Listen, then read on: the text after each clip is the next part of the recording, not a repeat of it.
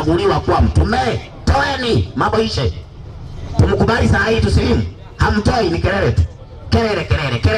Wapi aya Mungu amchagua Muhammad? Naomba mlete Simba Mijadala, ndio tunataka hapa. Aje akaukia hapa, mlete. Na kwa sababu ndugu zetu hawa wamejipiga kifua sana, tunataka japokuwa maswali yameulizwa hapa hawajajibu, na hiyo hawataki kabisa. Hao huko hawataki kabisa, huko hawataki kugusa, wamebaki hapa. Wapi Muhammad kachaguliwa? Jamani, wakipewa aya hawa jamaa. Na kuna moja alitoa ahadi ya taslimu, alafu ana sauti nzuri hiyo bwana. Hiyo sauti tukiipata msikitini kwa adhana sitakuwa tamu sana. Mashaallah. Kwa hiyo Mungu akujalie inshallah. Haya, kabla hii swali anakwenda kujibu Sheikh Qasim.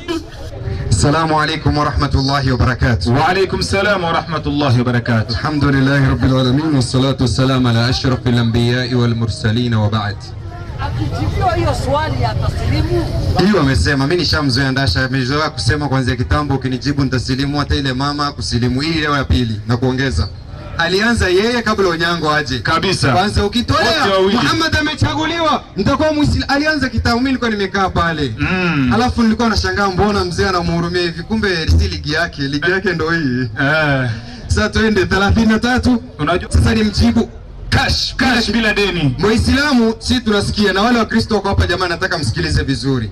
Mchungaji anataka sehemu ambayo Mtume Muhammad amechaguliwa na nani? Mwenyezi Mungu. Si hivyo? Akipata taslimu. Soma 33:11. Inasemaje? Inasema baada a'udhu billahi minash shaitani rajim.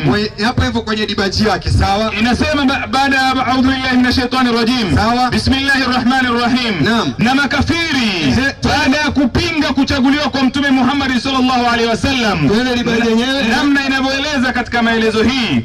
Inasema hivi. Muonyeshe msomaji wake asome kama ile yake. Inasema hivi, angalia. Nani? Mwenyezi Mungu. Ati nini? Mwenyezi Mungu alifanyaje? Ndio Ndacha. Amemchagua. Ati nini? Amemchagua.